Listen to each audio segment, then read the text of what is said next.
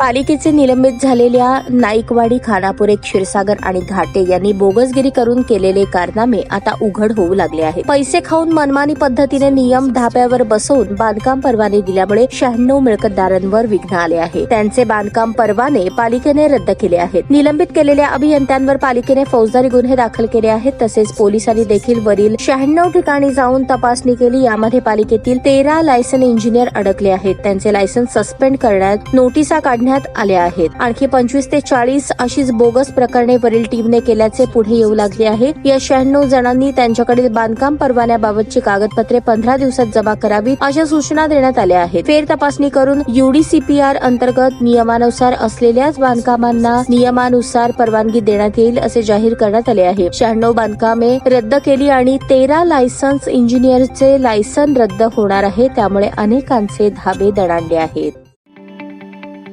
ताज्या बातम्या पाहण्यासाठी प्राईम महाराष्ट्र न्यूज चॅनलला सबस्क्राईब करा.